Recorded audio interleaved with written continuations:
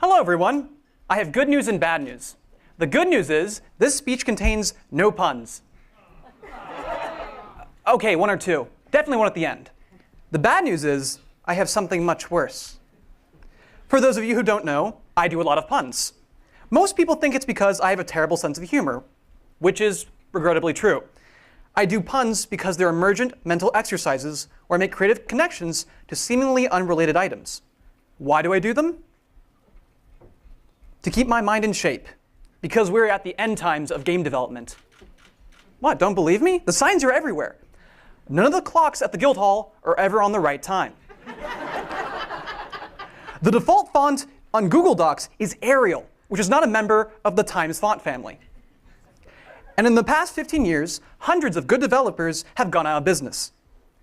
AAA developers outspend us and create massive games with large production budgets that we can't compete with. Indie developers outfrugal us and saturate the market with so many titles we can't stand out. The safe, conservative, licensed mid-tier titles have all but regressed to free-to-play mobile games. And the worst part isn't that people will buy our games for pennies on the dollar. It's that they might not even play them. They won't even know who made them. And I couldn't be more excited. Because it means we have to make great games. We now exist in a world where good is no longer good enough. As Cersei said, when you play the Game of Thrones, you win or you die. There is no middle ground. And like the main character of a story by George R.R. Martin, I have no intention of dying without a fight. So, how do we do it? How do we make something great? We've all been taught the good, tried and true bits of wisdom. That's not enough anymore. We need the weird, the risky, the dark. And I'm here to share that dark wisdom with you today. But be warned. These secrets do not guarantee success. Unlike what we've been taught, they don't even guarantee something good. We could make something god-awful. But you can't make an omelet without breaking a few eggs. So here's my top 11 list of the most important pieces of dark advice on how to make a great game. Number 11, greatness is achieved by grown-up kids. No, I don't mean adults. I know the word. I mean grown-up kids. I mean people who are old enough to know how things are done, but young enough to challenge that can be done differently. Old enough to respect the classics, yet young enough to intuitively tap into the zeitgeist. Old enough to hate dubstep, yet young enough to still enjoy it. GoldenEye 007, the innovative shooter that sold 9 million units, was made primarily by people fresh out of college. A big part of the team that made Portal was also recent college grads. It's very easy to be a grown-up kid. Just listen to your inner child. He knows what will make something amazing, and he says, figure out the cost later. Sure, it could all fall apart, but you don't change the game without being at least a little unreasonably ambitious. There isn't a universal cutoff date for being a grown-up kid. Picasso said it took him a lifetime to paint like a child. Miyamoto's still making toys well into his 60s. And Walt Disney was trying to reinvent cities up until his death. But it will eventually happen. So try to be as naively wise as long as you can. Number 10, be wary of smart things. We're all familiar with the scene. Maybe it happened to you, maybe you saw it in a movie. Maybe it was at the start of a game, maybe it was halfway through.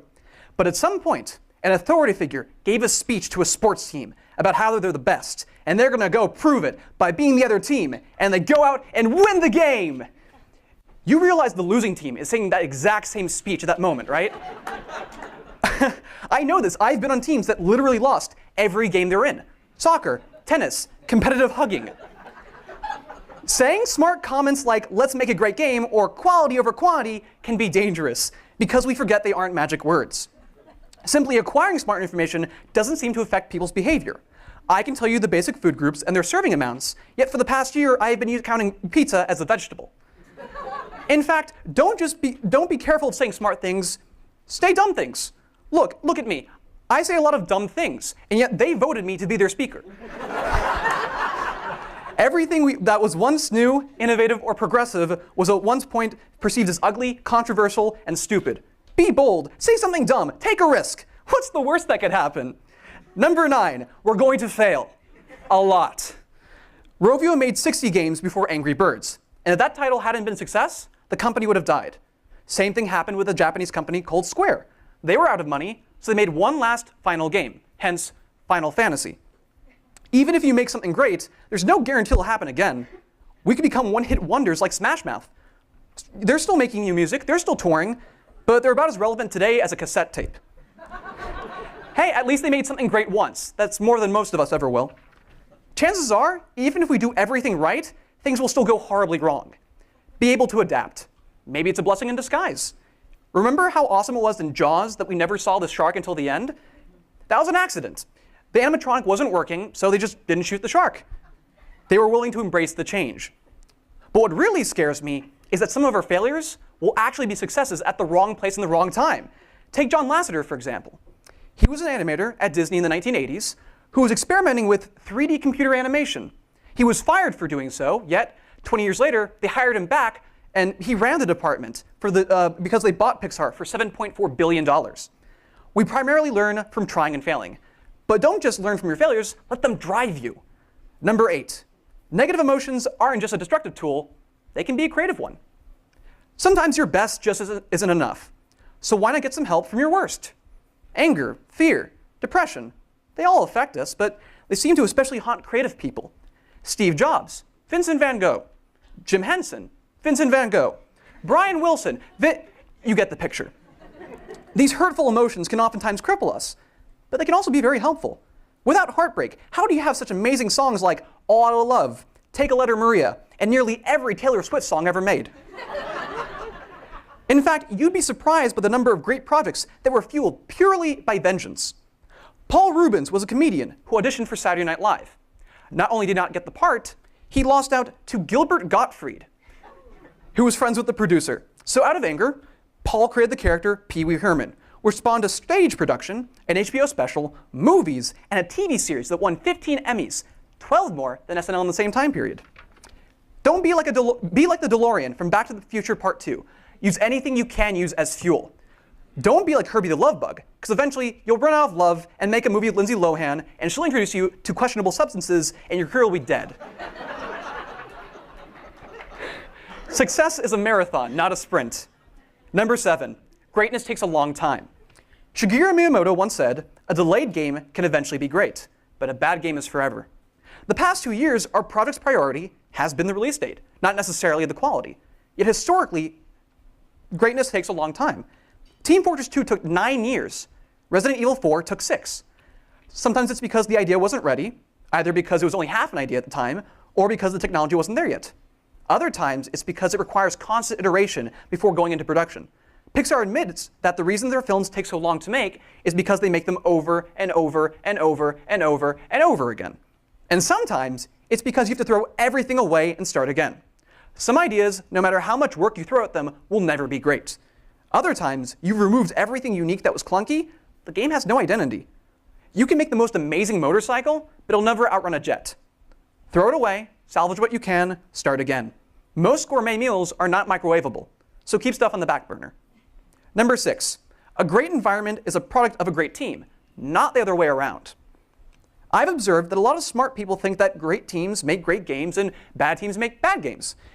That's a logical deduction based on the evidence available, but I think it's an oversimplification. I've read about studios that made great games that were toxic, collapsing as they made the game. I've read about studios that made bad games, but they were studios that were funny, smart, and really cared about their employees and fans. And I've also seen great studios lose their sugar daddy and, like Herbie the Love Bug, disappeared. What happened? I think a lot of these studios that made great games weren't actually great studios. I think they were good studios with a lot of resources, like a good IP or a big war chest.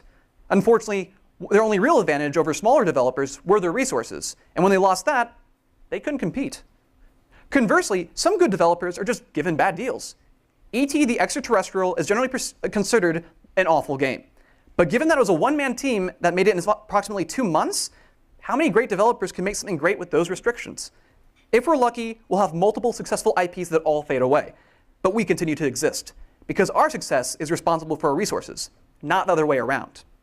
Number 5, great artists steal, but they also give something back. We learn from imitating others, but when we're trying to get people to pay attention to us, we need to stand out. One way is by combining different things. Don't just combine 2 similar products like Call of Duty and Battlefield. That's like combining Coke and Pepsi. That's not a cocktail, that's disappointment. And don't just go for the direct opposite. Water and oil, by definition, is not a mixture. Experiment. See where the vision takes you. Johnny Cash covering the 9 Inch Nails songs Hurt? Sounds odd, but now I consider 9 Inch Nails retroactively covered Johnny Cash. Mario Party is a board game plus communism. The Expendables is just the A-Team plus the Golden Girls.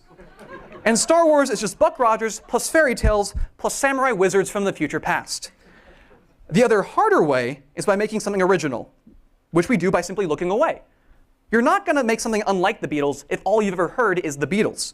So amble around outside, talk to your neighbors, buy a house you can't possibly afford and struggle with the debt. Find a dog and bully him until he gives you his furniture. I'm not trying to be funny, I'm just describing everything you could do in the hit franchise Animal Crossing. It's important to learn from other developers and games, but if our game gives nothing back, it's just an advertisement for a better product. Generic cola sells. Generic ibuprofen sells. Generic video games do not. Number 4, great doesn't mean big. A lot of people assume that great automatically means big. Not necessarily. There are a lot of great experiences that are tiny. Five Nights at Freddy's, a horror game heavily inspired by the Chuck E. Cheese animatronics, was made by one guy, Scott Cawthon, whose day job is at an animation company. Marcus Persson built the early versions of Minecraft all by himself in his spare time. Even if no one cares about what you want to work on, or they don't believe in your idea, you can make something on your own and keep all the profits. Additionally, great doesn't mean famous or universally praised. There are plenty of amazing experiences that no one knows about and most people don't care about. Harvest Moon 64, for example. It's a small town / farming simulator. It's not particularly well known. It didn't sell a lot of units. And got okay reviews. But the majority of people I've talked to about it that have played the game have told me they love it and they will not shut up about it. And I know, I'm one of those people. Sometimes it's the small odd things that no one cares about except for us that captures our imagination. Number 3, point 5, surprise people. I find it odd that people use the word magical to describe enchanting moments. But if you ever tell someone you're a magician, they look disenchanted. I think it's because when we think of magicians, we think of playing cards, sawing a lady in half, pulling coins from behind the ear. Magic tricks that are more tricks than magic. A big part of magic is surprising people. If you make what people expect, you are literally meeting their expectations, even if you make more of it. The goal is to exceed expectations by giving people what they wanted, not what they couldn't have imagined. Of course, there's the risk when you surprise someone. They'll be unhappy with your creative interpretation. However, if you give people what they're expecting, they will be content, and then they'll forget you forever, because they have all the power in the relationship. If you surprise them successfully, they'll never leave you, because you know what they want better than they do. Besides, people don't know what we want. No one laughed during the test screenings of Blazing Saddles. Pinkerton by Weezer was critically eviscerated when it first came out. And every time a new Zelda game comes out, people complain that they radically changed part of the formula, and they want the new game to be like the old game, which also radically changed part of the formula. The customer is always right, but he is rarely satisfied. That's why we're paid the big bucks. Number 3, greatness stands for a theme. A theme could be a particular style, like how Tim Burton's work always looks like it's set between Halloween and Christmas, or how every Media Molecule game focuses on user-generated content. A theme could be a message, like how most of Steven Spielberg's films are about broken families. E.T., Jaws, Schindler's List. I mean, it is about broken families. Or how Tiny Tim's final musical performance had a theme of, I just had a heart attack, oh God, stop, please help me. Sometimes themes happen subconsciously, without us realizing we're just remaking ourselves. Ken Levine games usually feature a charismatic and educated individual who builds a perfect world, only to have the player ruin it with his interactions. That last sentence had nothing to do with the previous sentence before it. Any connection is pure coincidence, it was not slander. Make sure the game has an identity that is trying to say something. If the game stands for everything, it stands for nothing. If the game's theme is simply, our publisher paid us, it shows. And I don't think I've ever been excited for a product that screams cynicism. Number 2, I don't know where greatness comes from. Look, if it wasn't clear already, I have no idea what I'm talking about. But then again, I don't think anyone really does. The Slinky was supposed to monitor power on naval battleships. The microwave came from a Raider research program, and the guy who invented fireworks was trying to make food. A big part of making something great is getting lucky. Isaac Asimov said, the most exciting phrase to hear in science, the one that heralds new discoveries, is not eureka, but that's funny. So, how do we stumble into success? Find weird people and let them be weird. A lot of Silicon Valley companies like Google do something called 20% time, where employees can spend 20% of their time to improve the company. A lot of projects fail, but some of them, like Gmail, are big successes. The point is that randomly pumping people with radiation usually gives them cancer. But every once in a while, we make superheroes. And when there's supervillains running around, I think it's worth it. And my number one piece of dark advice on how to make great games is do it. There is no other option. Figure it out. Cohort 21. Look to the person sitting to your left. Now to the person sitting to your right. Now to the person behind you. Then the person in front of you. Panic. We're the next generation. We live in a universe that is entrenched in chaos, and anything good it makes was by an accident, inside an anomaly, inside a miracle. There are plenty of people in the world that will make you happy, but no one's going to make the world or the game you need to exist. Don't assume your boss will have some bold vision. Don't assume the team is full of motivated optimists. And don't assume the studio has the resources to take risks. Cohort 20 is gone. Cohort 22 has not yet arrived, and Walt Disney's been dead for the past half-century. You alone are responsible for bringing balance to the Force. You might think the theme of the speech has been that making great games is a financial necessity. It's not. It's a spiritual one. We didn't join this industry because of Tap the Thing, the free-to-play mobile game. We didn't join this industry because of Barbie Horse Adventure 3, math is hard. And we sure didn't join this industry because of a Mario knockoff. We joined this industry because of Mario, Warcraft, Little Big Planet, Bioshock, and heck, maybe even Harvest Moon 64. We can't just make the next Mario. We have to make the next Mario successor. No one else will. I have bad news and good news. The bad news is the world of game development is falling apart. The good news is we get to save it. Not just by making games that are fun or wonderful, but making games great by making them fun-derful. Thank you very much.